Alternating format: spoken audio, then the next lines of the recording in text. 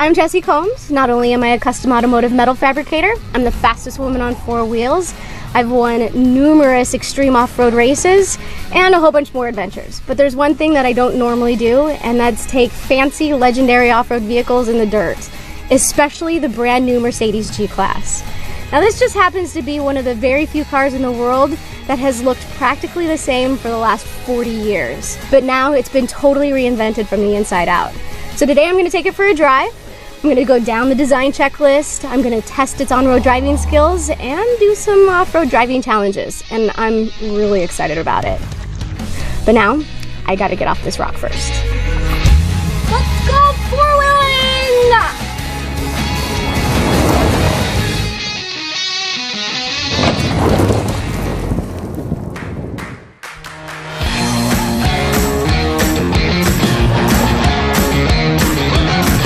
But first, let's take a look at the classic distinctive characteristics that are still in place, starting with the true rugged off-road character and its signature boxy silhouette, the iconic indicator lights, the exposed rear wheel, and of course, the sound of the slamming door and the locking locks. But the new generation also features great innovative elements, such as new LED headlamp technology, optionally multi-beam LED headlamps. Mercedes is also offering a new variety of rims. And now the AMG, where the German engineers have created a hardcore version of the G-Class. Bigger, stronger, and even cooler. Of course, it features the AMG-specific grille, the AMG bumper with large air inlets, dual-side pipe exhaust, and as a result, the G-Class has combined iconic and innovative features to make its outstanding character even bolder. This unique flair carries on to the inside. While many design details have been here for decades, new interior elements are inspired by features from the exterior design. But the real revolution is the widescreen cockpit. Two displays blending into one is the most prominent thing. You have the ability to change your displays, and you can even change your lighting. And the new AMG steering wheel, you have touch control buttons. And because the car got longer and wider, you have more room in the cabin in all of the seats. This new AMG G63, which is perfect for all who like it sportier and shinier, also come with outstanding improvements for engine power and much, much more. You want to go for a ride?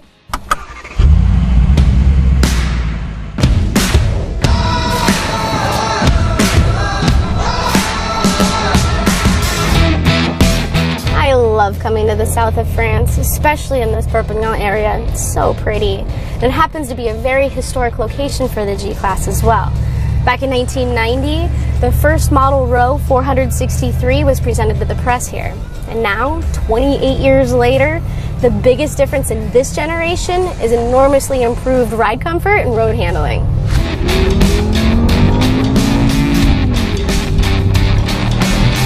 Mercedes AMG has a motto, one man, one engine, which means there's one engineer per engine.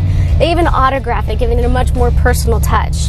This one offers a 4-liter V8 bi-turbo engine offering 585 horsepower, which sounds great even from inside the car.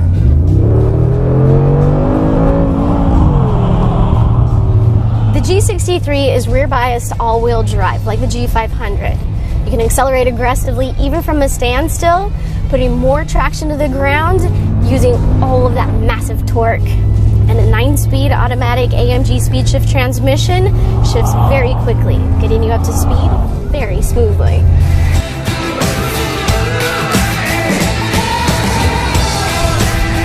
There are different driving options. My favorite is Sport Plus, where it instantly kicks in stability control, making the car more agile and way more fun to drive. Plus, there's 3 different off-road driving options as well. All of this makes the G63 unsurpassed in direct ground connection to the pavement as well as to off-road terrain.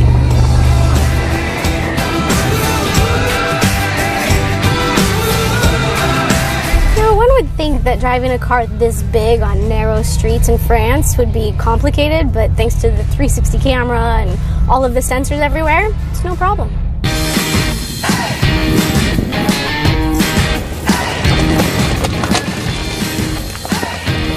I'm determined to show you what the G-Class is capable of, so I'm back in the G500 for some off-road challenges. Now, this is some pretty rough terrain, but it's actually a comfortable ride because of the new independent front suspension.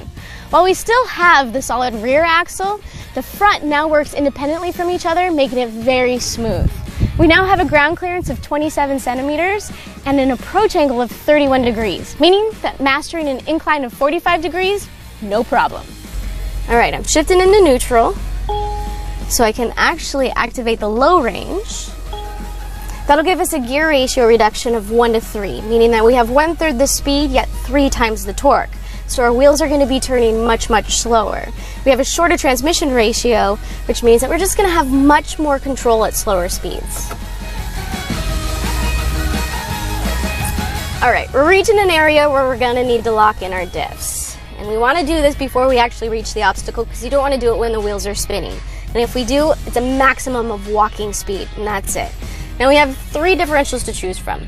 First, we gotta lock the center diff. That's gonna send the power to both the front and the rear axles. And then we have the rear differential lock. That's gonna send the power to the left and to the right at the same time. Same thing with the front axle, which we're gonna need for this particular obstacle. All right, now we wanna approach very slowly and very steadily. You don't wanna have too much momentum or you're gonna lose traction and stability. And if you don't have enough speed, you're not going to make it over the obstacle. So momentum is definitely key here. You don't want to steer too much or you're going to get yourself in a position that's very uncomfortable. So minimal steering input. Okay, now before approaching the top, what's cool about this car is you can use the camera surround so you can actually see what's up there instead of just looking at the sky. All right, now we've made it over the obstacle. Everything is good. And I like to unlock my front diffs because what's happening is that when you make a turn, normally, you have a tighter turn on the inside and a longer turn on the outside. So when you lock the diffs, they're turning at the same, so it makes it a little bit complicated. So I just like to disengage them. Are you ready for the descent? Because this is pretty cool. The G-Class can drive down unwalkable hills nice and smooth. All you gotta do is put it into manual first gear and the car will do engine braking for you. So my feet are not on the pedals, I don't have to control it, it just senses when it needs to stop. If you feel a little uncomfortable and need to slow down more, you can always put your foot on the brake pedal and create a nice braking wedge and work on your own speed, just like so.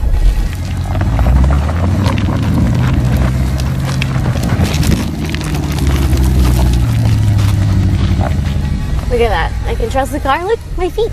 They're not even touching the pedals. It's just doing it for me. It's crazy.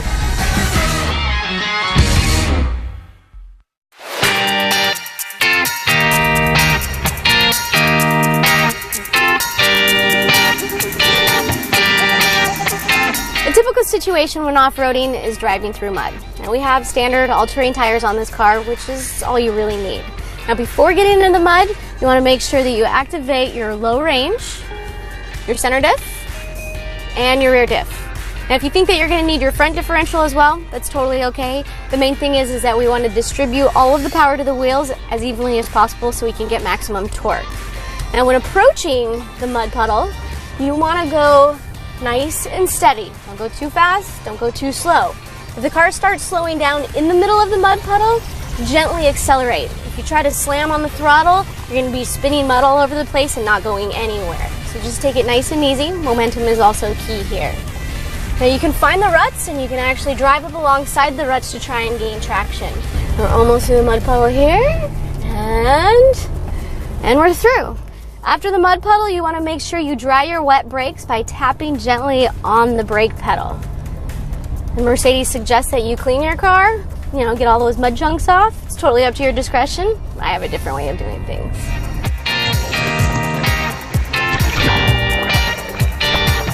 The funnest way to get the mud off the car is to drive through deep water. And Mercedes has increased the water depth to 70 centimeters in the G-Class.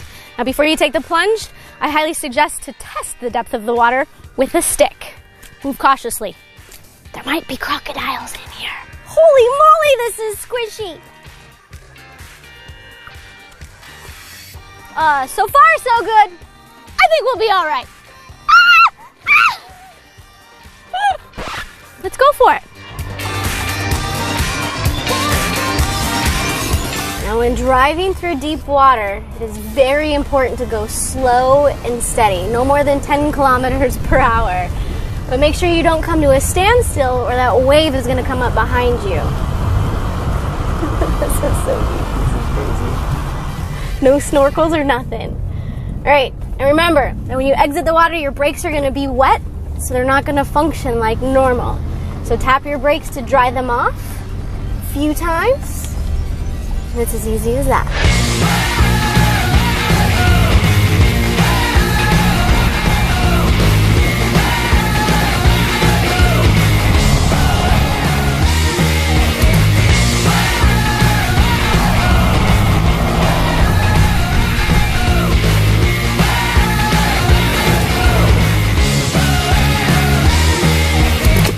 These little legends had off-road capabilities, but I had no idea of the level of the power and the possibilities, especially with this new modern technology. I mean, you can do so much crazy stuff with these, and they perform so well. I mean, if I had to choose between one or the other, I don't think I could pick. But I do know that I would always be riding in style, because as we all know, the G-Class is stronger than time. Thanks for coming along for the ride.